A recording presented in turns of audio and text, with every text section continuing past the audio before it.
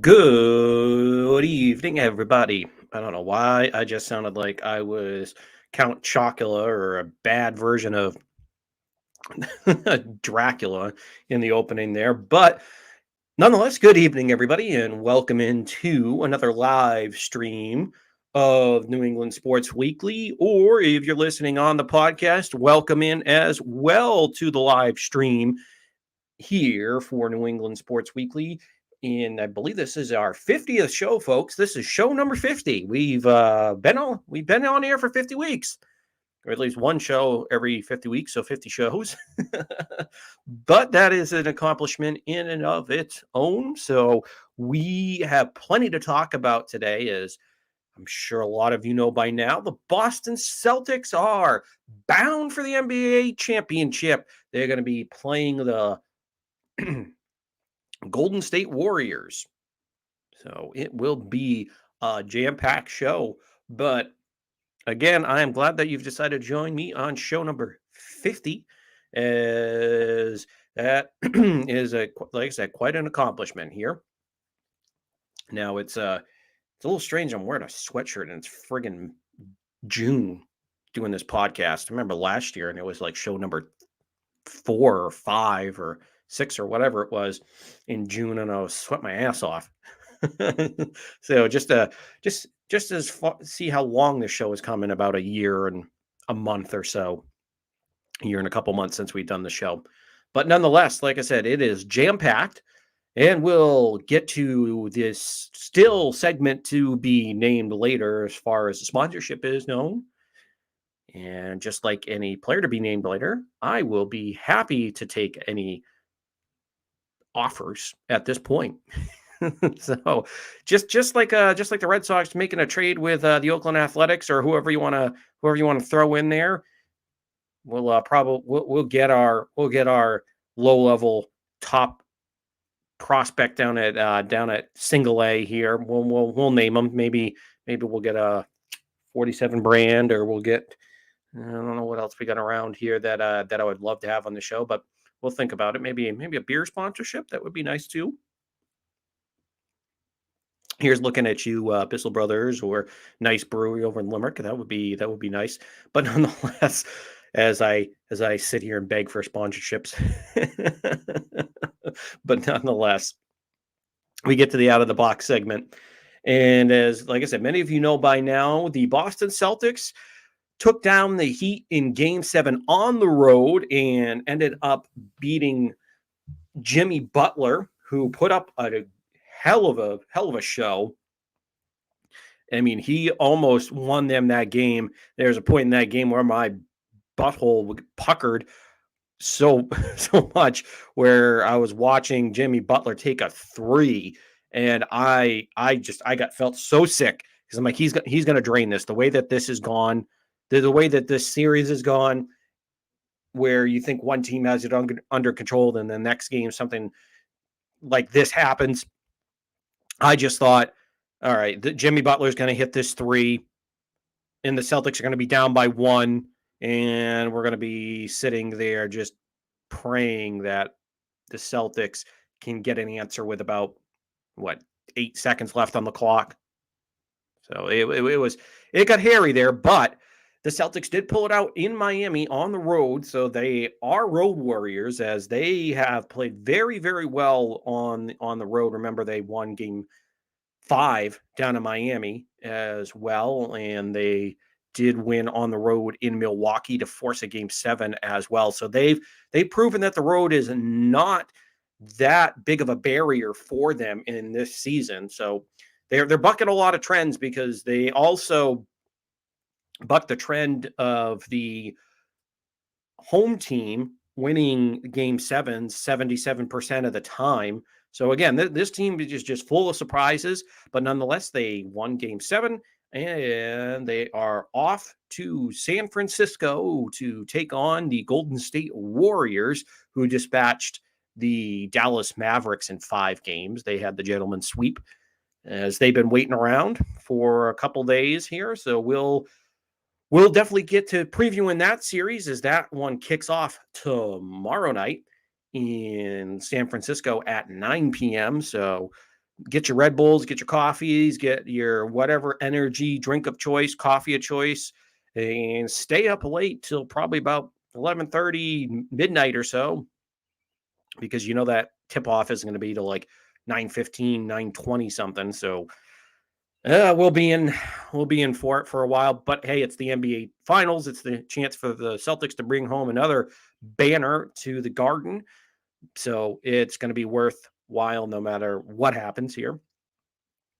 And of course, as we left you off last week, the Red Sox were in a great position as far as getting there. I believe at that time of the show, they were, a couple games from being 500.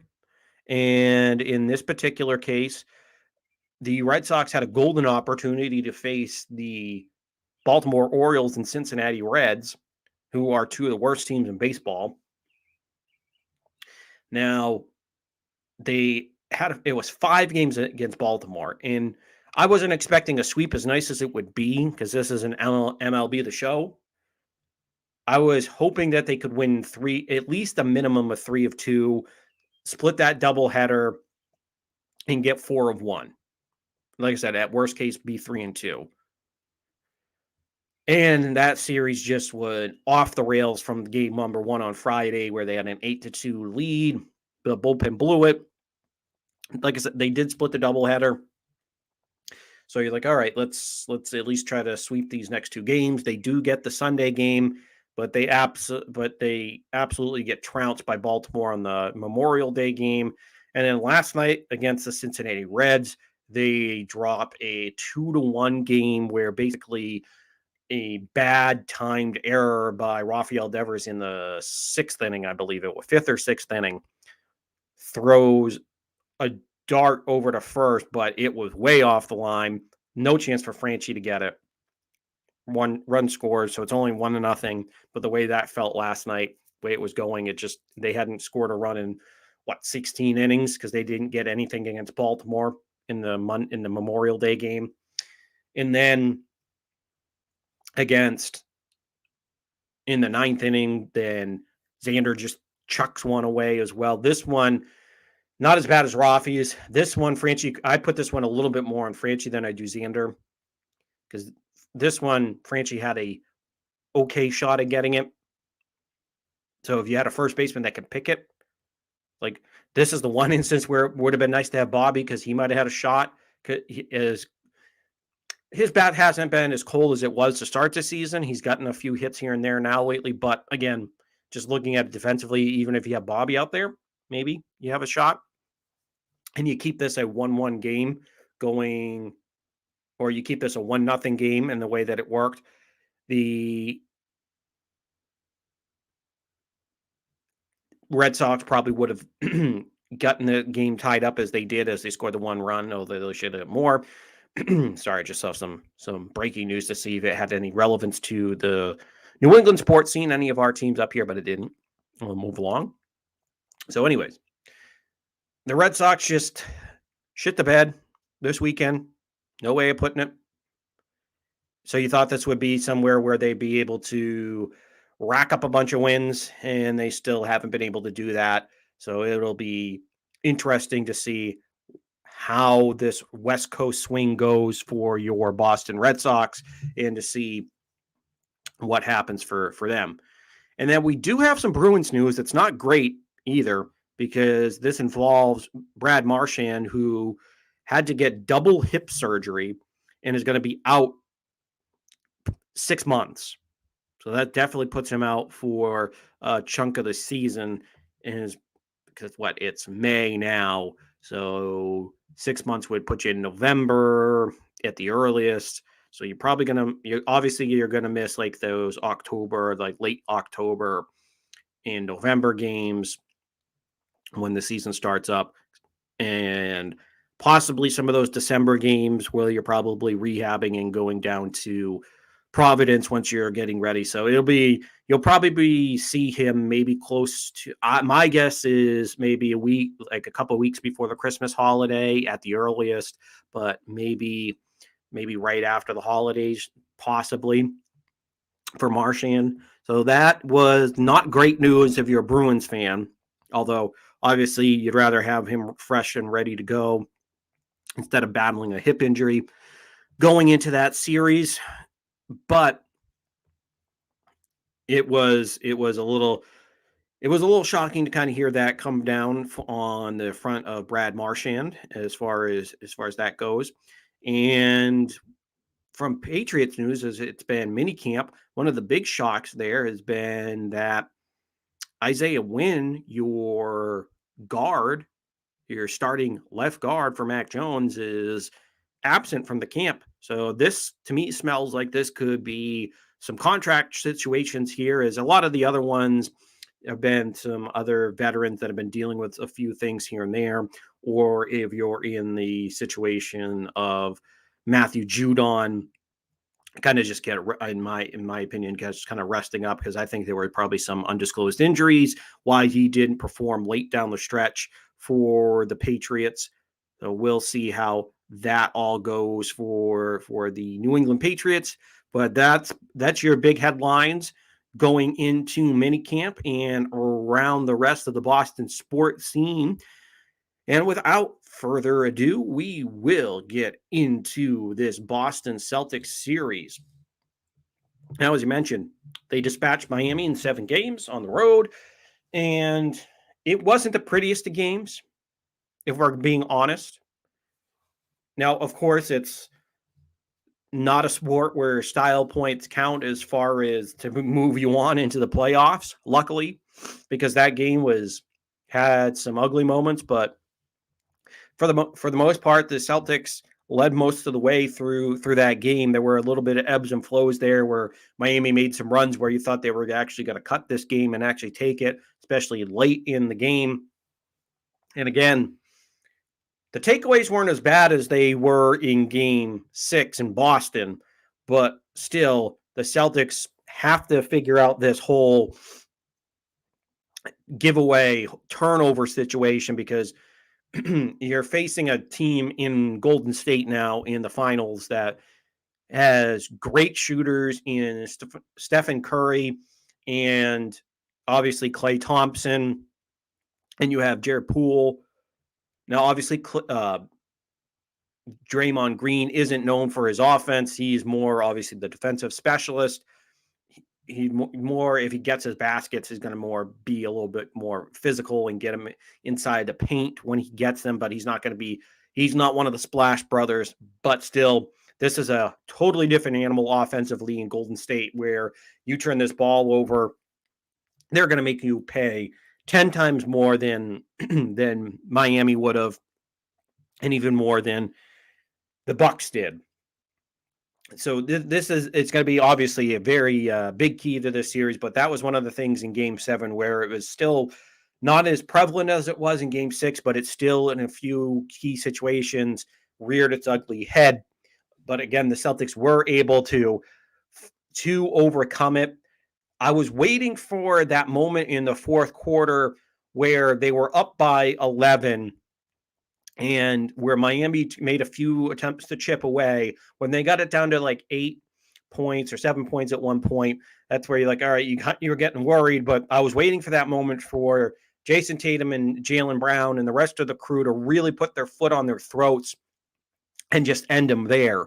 But that never really happened. Now, obviously they won, so that's all that really matters now. But that was the point where you kind of got a little bit worried going into in that game 7 was, yes, Jason Tatum did get his points, and he did end up getting a few baskets towards the end, but really there was nothing in those last couple minutes, last 2 minutes or so, where Tatum really grabbed that game by its throat and really took control.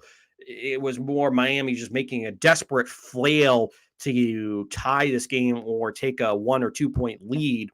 So that was the one. If I was going to criticize this game, that was where I just didn't see that absolute killer instinct. Now, they showed the gotta have it instinct because they came out strong in the first quarter and in the first half, really. They came out strong from that standpoint, but there just have been too many times over this playoff run where this team is great. This team has a all NBA player. It has one of the top 5 players in the league in Jason Tatum. I love Jason Tatum. He is an absolute stud. I really won't say too many negative things about him, but as far as, and then you have Jaylen Brown on this team for the Celtics, and then Marcus Smart. But the one thing that's really missing, especially from Tatum and Brown, and I know Tatum has tried to pull up the Kobe mode, and he wore the Kobe wristband, and the text came out after the game that he texted Kobe's number. Obviously, Kobe Bryant, if your mind's a little foggy, remember Kobe right before the pandemic hit in 2020, and that January his helicopter crash. So obviously Kobe has passed away, but Tatum was a big fan of Kobe's. So he's trying to kind of get some of that mojo to him since he was his favorite player and kind of get that killer instinct. But I haven't quite seen the absolute killer instinct. He's shown flashes. He hasn't, I should say, he hasn't done it consistently. That's my problem, is it hasn't been consistent from game to game. Now we saw in game excuse me, in game 6 against the Bucks, put up 46 and absolutely said, we're going back to Boston. We're going to game 7. End of story. So again, it's there. It's in him. He can do it. We've all seen it before, but that's the one thing. It's the consistency of that, of him showing up on a week-to-week basis. I'm on a game-to-game basis with that instinct. Like I said, he's a superstar. He's a stud. There's nothing about the game that I think is bad or is a point where it's a detriment. There obviously, once you get to this point in your career, once you get to this level, then you have to kind of split the hairs here when it comes to Tatum. And that's just that was just my opinion in that Miami series that I was disappointed in. It was just consistency of that got to have it attitude that you get from Tatum and Brown and from those guys especially, but from the rest of the team. It just seems like they had to have their backs up against the wall for them to actually show that instinct. And I mean, it's a little disappointing that you have to get to that point because you had a chance to close everything out in game 6 in your home court and get a couple extra days off to have your guys like Robert Williams and Marcus Smart, who've been dealing with Marcus Smart, who's got an ankle injury, and obviously Robert Williams has been dealing with that post-knee surgery with the swells and the flare-ups here and there, and obviously he banged into Giannis in that Bucks series, so that kind of inflamed it again too.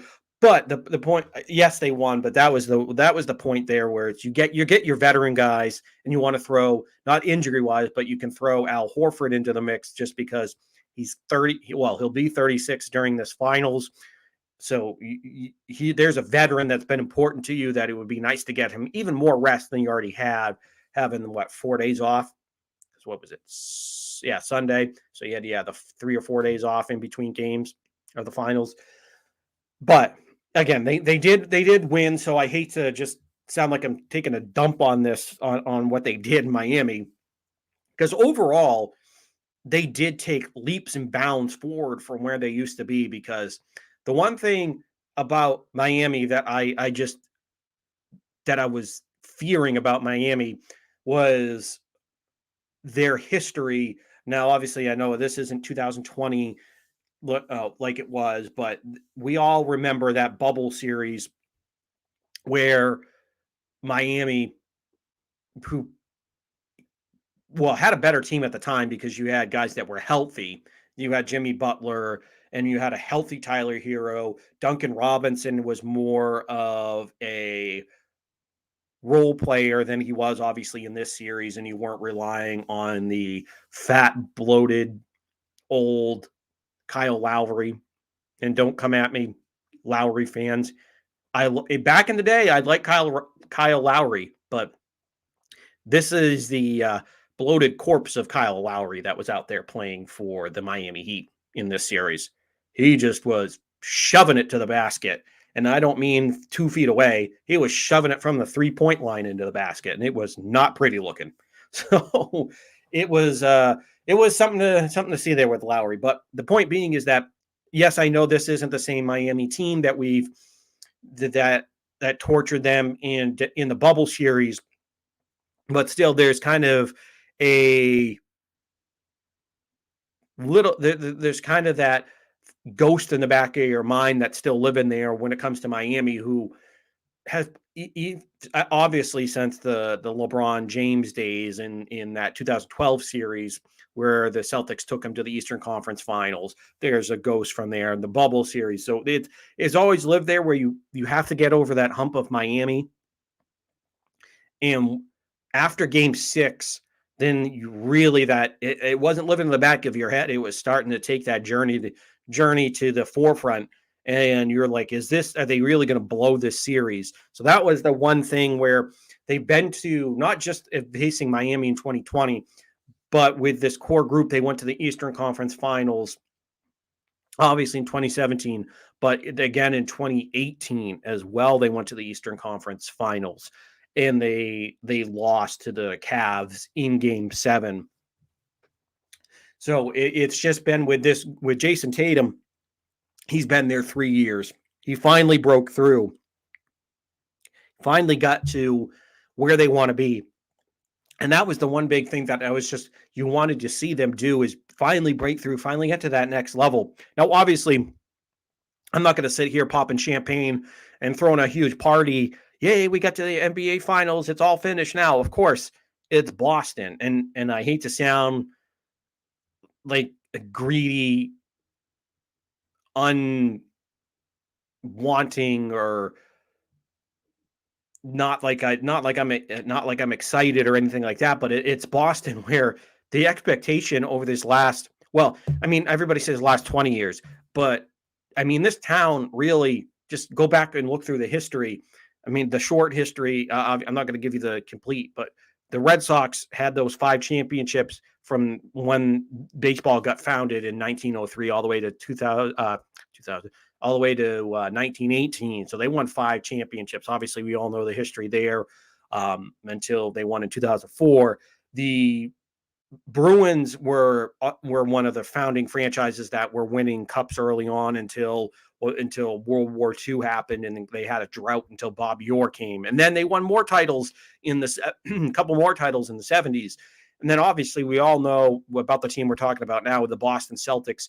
They've won 17 titles overall. You had the Bill Russell, John Havlicek, Bob Cousy, those years, that dynasty. You won a couple in the 70s. And then obviously the one that more probably the viewers that I have remember, and obviously on some of the younger end don't remember it, but you had the Larry Bird, Kevin McHale, Robert Parrish, that big 3.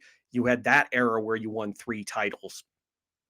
And of course, with the New England Patriots, that all happened during these last 20 years. But even before, like I said, even before that 20 years, you had all that history of winning, and it was the Patriots not winning until this last 20 years, and obviously the Red Sox had that 86-year drought. But really, if you look at the history of this town, it's always had a history of one of the franchises. Well, one of them's down and out. One of them's trying to kind of pick up their shit really and get it back together. It always seems like, hey, when the Red Sox and Patriots aren't winning, the Celtics are there to win, or the Bruins are there to win, or when it's the vice versa, then it seems like, hey, the Red Sox after 86 years, or the Patriots, if they're there to win. But of course, if you want to look at if you want to really look at the golden age of Boston sports, where all 4 of them really kind of kicked in, where the last 20 years is obviously the 6 Super Bowls from the Patriots, the 4 additional World Series that the Red Sox have added to their total, the championship in 2008 from the Celtics, the 2011 Stanley Cup. So it's really, this town,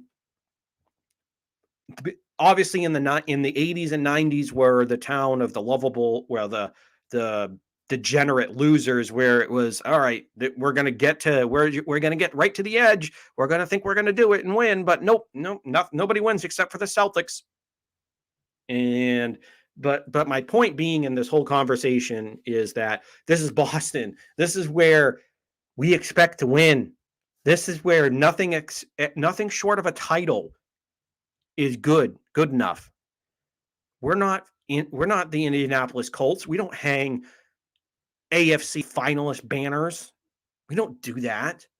Well, maybe if you want to look at the 2007 Patriots 16-0 banner, let's kind of scrub that. Let's put that one.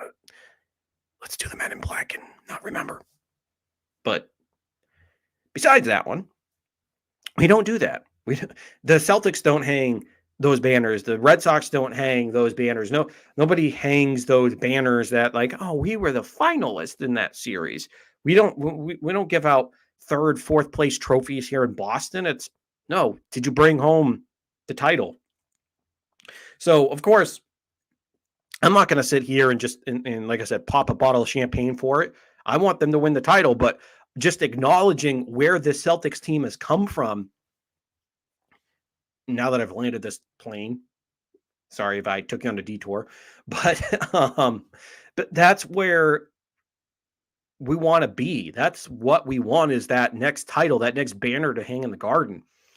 But what I'm doing here is just kind of breaking down how they got there, because you do have to admire what's happened to the Celtics team, because this was a team that I told you back in, what was it, October, November, my expectations were low. No, I didn't think that we're going to be a lottery pick team, but I thought that this was just going to be a number 8 through 6 seed. That's probably my ceiling, was the number 6 seed.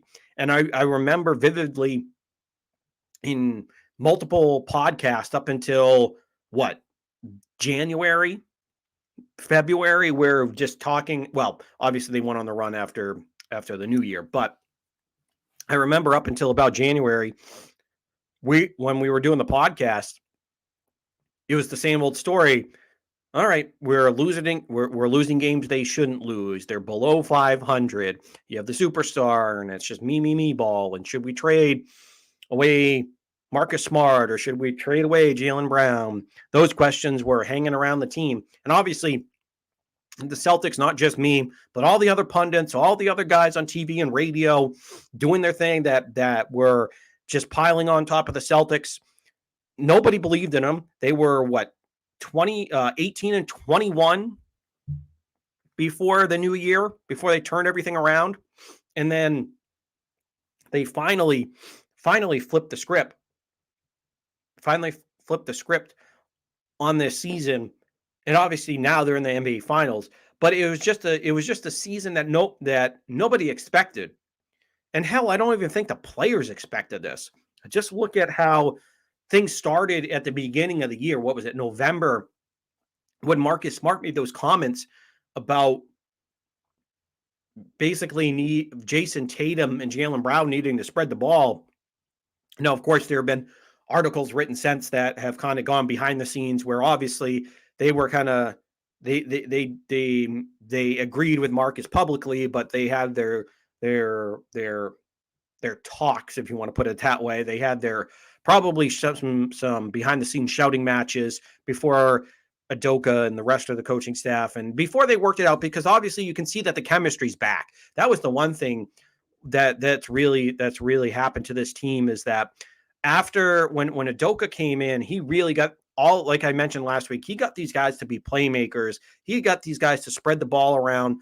Not obviously still put the ball in the hands of your top guys in Tatum and Brown, and have Marcus Smart be a true point guard, but he got these guys to really buy into their roles, buy into what needs to happen to be a true contender, to make a strong push, and really got that chemistry back, because honestly, that was gone. It was pretty much, I wouldn't call it pretty much, it was pretty close to dead, their chemistry. And I think you can thank Kyrie and Kemba Walker. Not that Kemba's nowhere near. I'm not saying Kemba was a Kyrie to this locker room. Nobody was. But it just seemed like getting those guys out, getting the Hayward's, Kyrie's, and Walker's out. It just, you allowed room for your young stars to breathe, and you allowed them to become themselves, and then realize that we can do this together. And realizing that they can do it together also, yeah, I know it seems kind of cheesy, but it also but it's true. It allows you, when you can realize you can play together, when you can do this, you can realize, all right, we're good. We don't have to yell and scream at each other. Then that grows a friendship, that grows a trust, that grows chemistry. So you're cutting off those excess pieces. And that's what the Celtics did in this process. Outside of adding some old faces in Al Horford and at the trading deadline and Derek White and bringing back Daniel Tice, you got rid of some dead wood from this team. And that's really helped this Celtics team really come together. And like I said, when it comes to Ime Udoka, he's been obviously the biggest influence on this team. And don't get me wrong, I liked Brad as an X's and O's head coach, but this is where we truly see it now that he lost the locker room from a standpoint of their cohesiveness and their chemistry. This team just wasn't responding to Brad. So it's so nice to see that Ime Udoka has injected some new life into this franchise, into this clubhouse, to really give them their voices back, give them chemistry. And obviously, like I said, we talked about it last week, but it bears repeating that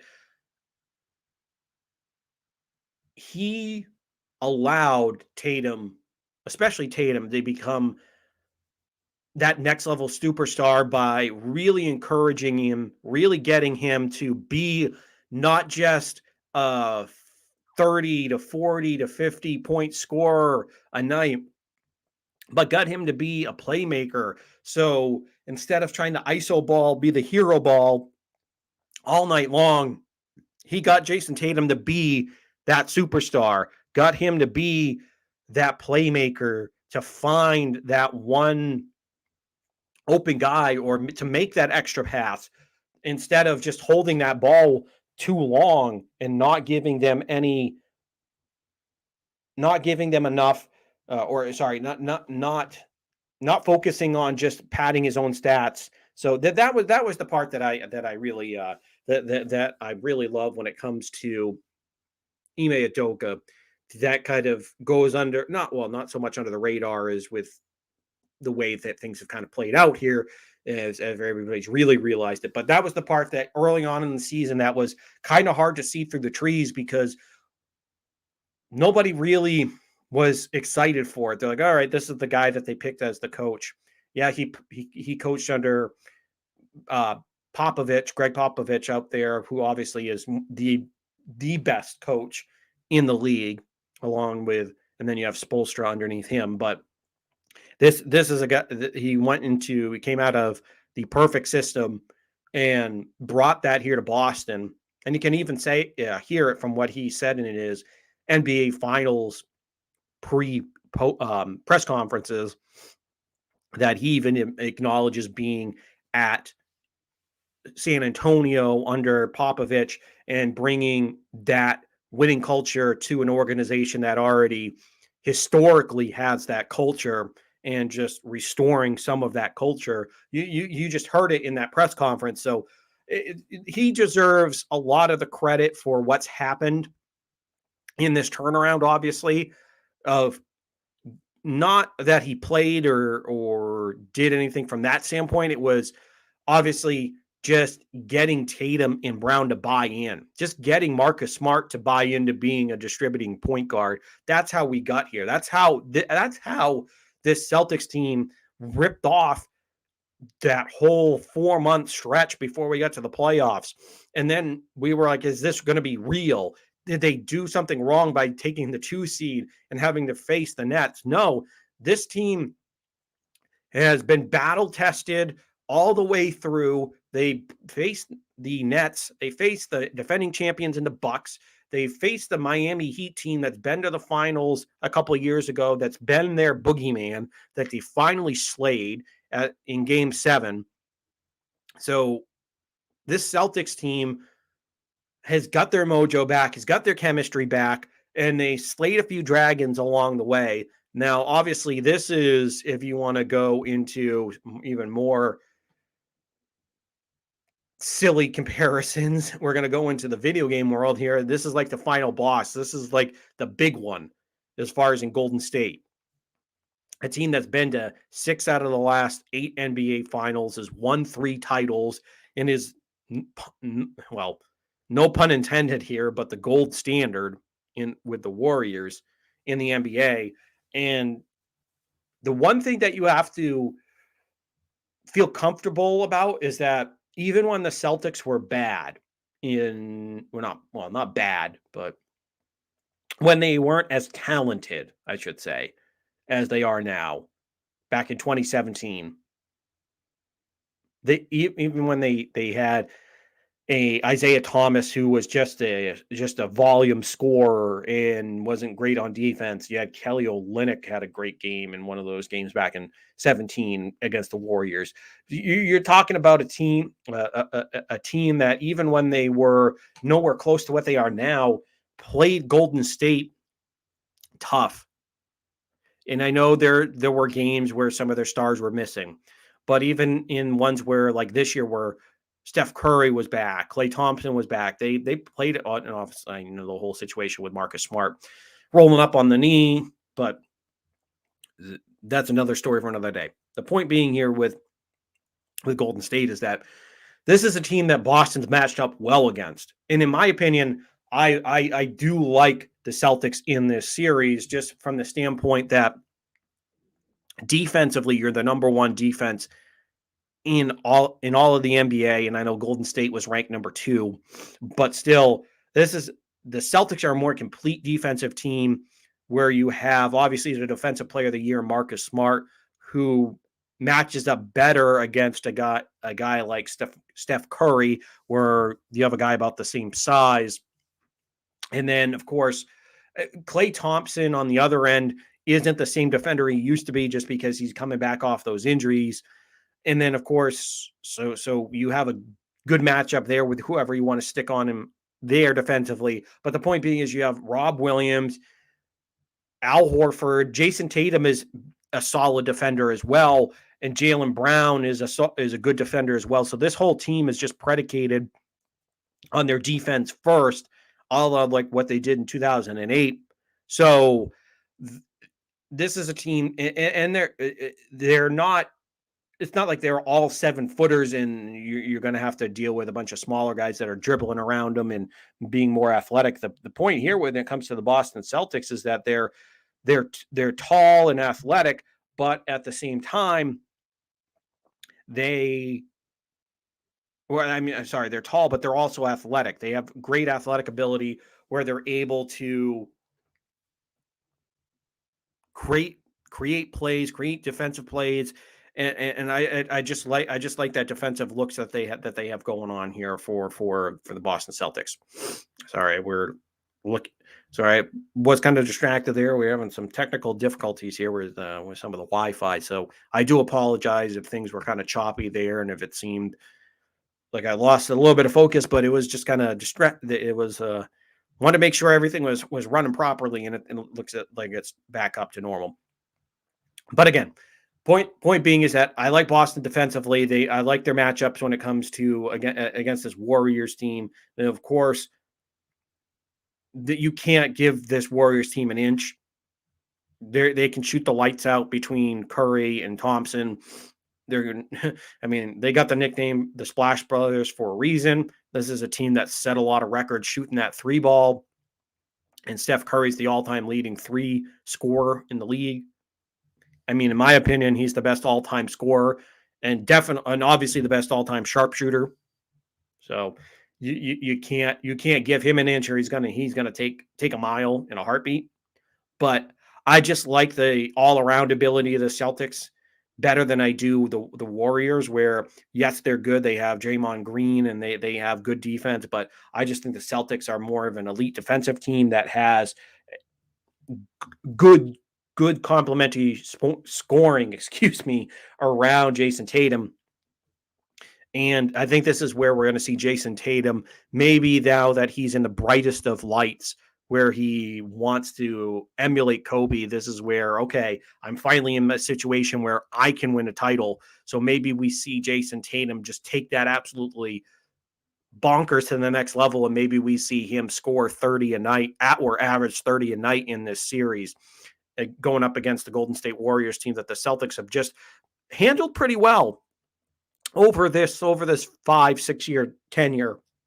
So this is where, again, that's why I'm confident, just because they have a history of playing them well and playing them better than even West Coast teams that are in their same division, same conference, that they've had to go against every single day. So I do like what I see here from Boston. Yes, and don't get me wrong, this is going to be a knockout, drag-out series, and I think this is going to be a lot more entertaining than that Miami series, just because I think the Boston shooting is going to be 10 times better.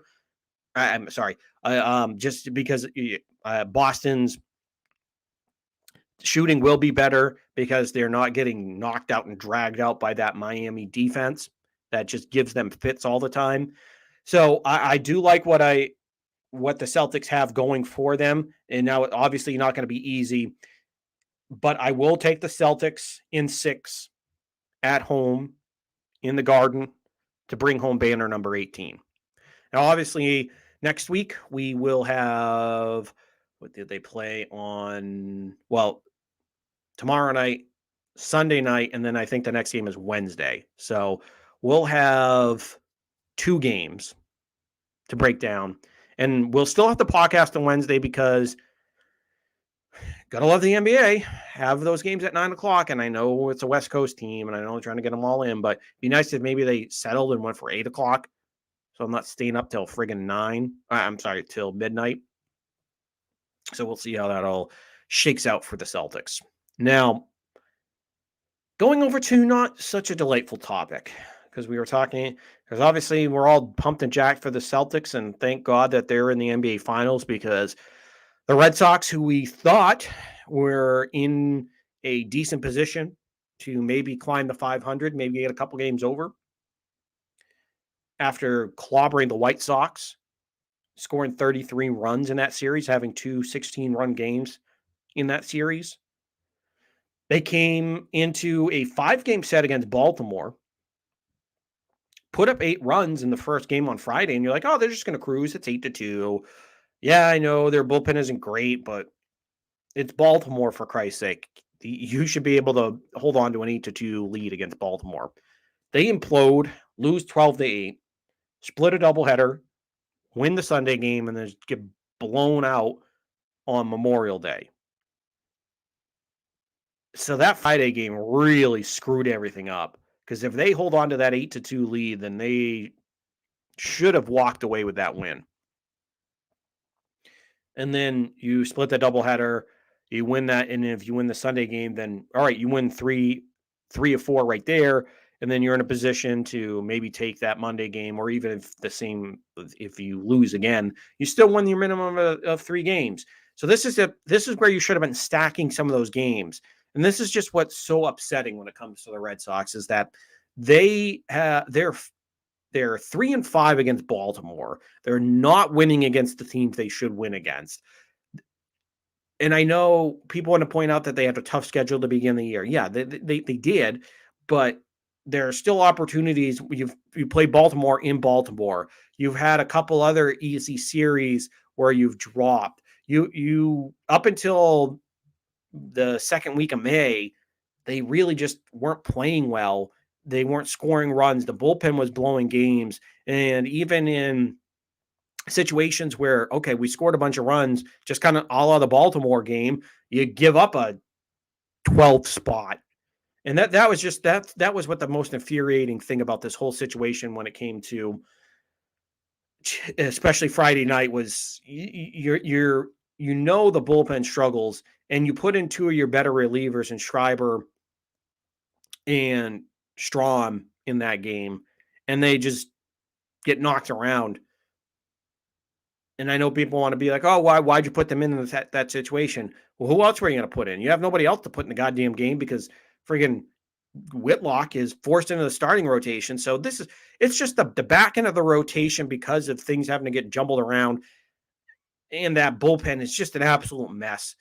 And there's no outside help coming over the horizon as far as there's not like a trade that's going to happen. And Matt Strahm, by the way, sorry, I forgot to tell you folks earlier, is back tonight off of the COVID list. And Matt Barnes got sent down to triple A, thank God, because he has quote unquote elbow or arm issues. I think it's just some mental issues and not being able to get back into the right frame of mind. And I mean that in the best way possible. I'm not trying to be derogatory. I just think there are some mental blocks that he needs to get through just because the stuff, it's not been the same because we saw a guy that was absolutely dominant in the first half of last year. And then after the All-Star break until now, it's just been absolute garbage. So there's been no in between when it comes to Matt Barnes. So he's gone down to AAA. And I mean, obviously, you hope that he can kind of find something again. Maybe he's not the all-star that he was in the first half of last year, but if you can get a solid guy back. But I don't want to see him come back up until he's ready just because this bullpen needs major help. And you already have enough questionable guys in the bullpen that you can't afford to bring back another one. But the point being here is that now that get you caught up on the news, it's just the bullpen has cost you so many games. And I'm getting sick and tired of coming on every goddamn week and having to bitch about the bullpen. But I have a feeling I'm going to have to do this next week and the week after, and I'm going to have to do this all the way into the goddamn trading deadline unless one of these guys from AAA, like if depending on if Josh Winkowski made his first start, maybe you flip him maybe you keep him in that rotation and you flip Garrett Whitlock back in, or maybe you put Winkowski into the bullpen, or if Brian Bayo, who you might want is a starter right now, but you might want to flip him into the bullpen here since he's already throwing hard. You get a hard thrower that a lot of people have ranted and raved about, or any of those other arms down there in the minor leagues. So unless that's going to be which is going to have to be your solution, because I don't think you're going to make a trade this early on, that you're kind of screwed at this point. You really are getting kind of screwed because it's just so infuriating that we have to talk about this every goddamn week, that it's, hey, bullpen came in, blew a 5-run lead. Oh, they blew a 6-run lead. They blew an 8-run lead. Gave up 12 runs to friggin' Baltimore. They can't hold it down against this team. And so maybe that 3 weeks where they were winning 4 straight series, the offense wasn't a mirage, because those are all guys that are MVP candidates, silver sluggers, absolute forces in the middle of the order. That a few of them were slow or needed to kind of catch up. And that's what ended up happening is obviously you had a guy in Trevor Story, once he heated up to add that to Devers, Bogarts, and Martinez, that lengthens out the lineup. And then Alex Verdugo, who when he's hot, like we've seen in a few stretches, he can get really hot and he'll look like, oh, he can be an all-star. He was ice cold for a while. He finally heated up. So like once that kind of lengthened out your lineup, you knew that part was a mirage, but it was just masking other issues of the back end of that rotation and the bullpen. So, and it just seems like, oh, the bats cooled off in that Baltimore, and so far in here in the Cincinnati series, tonight they've kind of come back alive a little bit. But the point being is that they just haven't they just once they look like they take advantage and looks like they're going to creep back into the series, things just unravel, and that's what they ended up doing here against Baltimore, where it's just inexcusable. It's just so damn inexcusable. Why can't you? How can you do that against Baltimore? And yes, I know that they have guys like Adley Rushman and they have top prospects that they're bringing up, and the bullpen is actually sneaky good. But still, this is a team that what is 21-29 or 20-29, something like that. They're bad. They're still bad. Yeah, they have some top prospects, but they're still bad. They're still Baltimore. They're still a team that lost 100 games once we've had 162 game season. So throughout the COVID year, they've had what 3 or 4 seasons where they lost over 100 baseball games consecutively in full seasons. So they're bad. They're awful. And you can't stack up wins against them. And this is a stretch where, like we highlighted last week, you had the Baltimore, you had the Cincinnati series who you lost to yesterday. You're winning right now. And then you go out to Oakland for what a 4-game set that is pivotal that you need. You do have to face the Angels, who are actually pretty good this year. But then you go to Seattle, then you come back home. But this is a series. This is a swing of games. This is a chunk of games here where they're very winnable, where you can get back into the race. The division you can probably kiss goodbye. You're 11.5 out, and unless the Yankees absolutely fall on their face, which would be nice, but I don't think that's going to happen. Unless they fall in the face, you're not catching up to the division. You have to get into the wild card race, maybe get the last spot or second spot, somewhere along those lines. But you're just in a bad spot, and you had a chance to rectify it, get to 500 faster than I thought, and you just blew it against Baltimore. Absolutely blew it against Baltimore, against a bad team. And I'm just beginning to think, are they unlucky? Are they just bad? What's happening with this team? And the more I think about it, it just might be a bad team. Not offensively, they can score runs, but it just seems like the hallmark of bad teams is that you're consistently inconsistent. One night you can't hit, the next night you can't pitch from the starters, and then your bullpen will blow a lead multiple times. So it's just, there's no consistency here except for like that 3-week stretch that we just went through. And again, it's still, the bullpen got masked by how good the starters were and how good the offense was over that stretch. Don't get me wrong there. So the one thing that, even though I'm getting frustrated with this team, the one thing with this Red Sox team is that they have the talent there. They're too talented to be this bad. So that's where I'm going to lay my hat there, is that if they can, and with this bullpen that's cost them 12, 14, 15 games this year, if you can find a late inning guy to really come in there and shut things down, if you can get Whitlock back into that rotation, back into the bullpen, or maybe you get a Bayo to come up and be in that bullpen, maybe you get a shutdown guy, then you can get a shutdown guy back into that bullpen, or maybe you can do both, put Bayo and Whitlock in there, or find a way to kind of keep treading water, maybe not and get a few bucket lines going there to drain that water out of the bullpen from sinking. And like I said, get Whitlock back into there and try to, and then rearrange things around that until you can get guys like Chris Sale and James Paxton back to kind of help patch things up and throw some of those guys like maybe a Waka or a Rich Hill into the bullpen, who might be better served in that role at this point in their careers. But I'm just getting so frustrated with that. They just need to find a way to get that bullpen fixed, because that's their biggest issue. Because if it wasn't for that bullpen, like I said, they'd probably be 27-23, 28-22. They'd be in a good spot, because their offense is actually, despite the slow start in April, you got guys that you can rely on, and guys that are finally starting to show up. finally starting to show up to the back of that baseball card. Guys that you knew weren't that bad. But it's just been so absolutely frustrating. So frustrating for this Red Sox team. And I just don't know.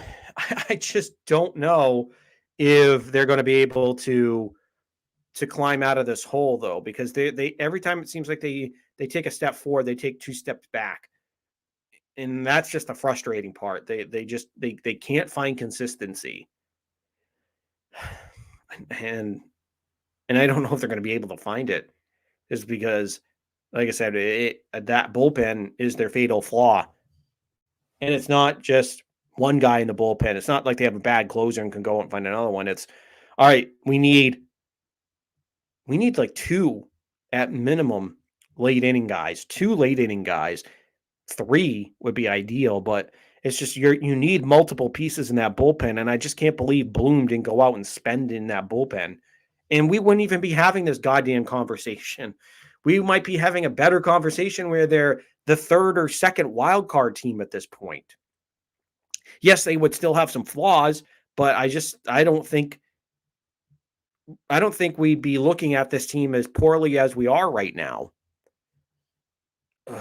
It's so frustrating when it comes to this Red Sox team. I just hope that they can find a different direction to go in, and I finally hope that that bullpen finds consistency, and that this team finally kind of puts together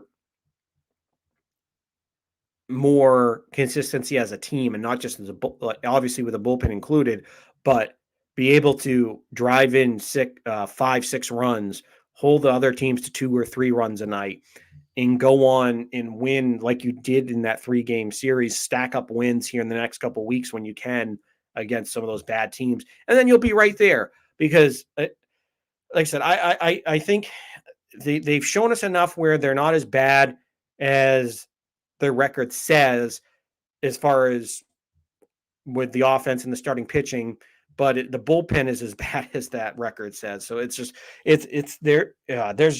There's a disconnect there, and we all know where it is. It's just, how are they going to get it fixed? Because they're not going to go spend a lot of capital right now, and I don't even know if they would go spend a lot of capital when it comes to the trade deadline. So you're right in that very pivotal part of the season where you have to stack up those wins against these bad teams, and if you don't get it done, then we're going to have a lot of uncomfortable conversations about, are we going to have to trade Xander? Are we going to have to trade these guys? But we're kind of we're like we said last week, we're at the quarter pole, and I thought we were in a better position, but now it seems like we slid back a few steps. So this is where we really, really, really need to kind of see the metal hit the road on this one, and we really find what they're made of, and see if they can get right back into things, so that we're talking about adding pieces and then not subtracting them come the trade deadline. So there we go. We go from one positive to a negative here over this podcast. But again, overwhelmingly though, we're excited because the Celtics are in the championship. So that gives the Red Sox here another couple weeks to kind of get their crap together before that NBA Finals is over, and then it's Red Sox all the way, baby. And then that's what we'll be talking about for a lot of the podcast here going forward, and getting ready for Patriot training camp. But nonetheless, we will be heavy on the Celtics next week, as far as we'll be looking at the first 2 games of that series, and looking forward to games 3 and 4 in Boston. And remember, the show will still be Wednesday of next week, because the Celtics don't play until 9:00. So this will be basically your pregame show for Celtics and Warriors. And of course, we'll keep you up to date on this Red Sox season as well. Keep you up to date on what's going on, as far as hopefully the Red Sox can get to 500. Maybe they'll be there, but I'm not as confident as I was last week. But we'll keep our fingers crossed. Hopefully we'll have some good positive Red Sox to talk about. And of course, anything happens with Patriots in their mini camp before they kind of go off into the good summer night, before they have to come back for basically the start of the preseason when it comes to training camp in July. So we probably won't have a lot of Patriots news, but if there is anything that pops up, we'll get to that. And anything further with the Bruins, we will let you know as well. And as always, if you like the show, remember somewhere probably around there is the like and subscribe button on YouTube, so you can follow the show live when we're on every Wednesday night at 8. And of course, if you're can't make it to the live portion, you can always go to Spotify or SoundCloud, search New England Sports Weekly, and follow the show and like and subscribe there as well. You'll get the latest episodes, which are usually uploaded right after the show. They take a couple hours for them to show up, but they'll be there. And if you always are welcome on Wednesday nights to show up to the live show and give me your comments, I'm always willing to take them. It always makes the show even better when I get some fan interaction. And of course, you can send me your questions on my personal Twitter or Instagram account, which is the same handle at Sean_Met28, or follow the show account on Twitter at NE Sports Weekly. All right, everybody. We will see you next week, and go Celtics.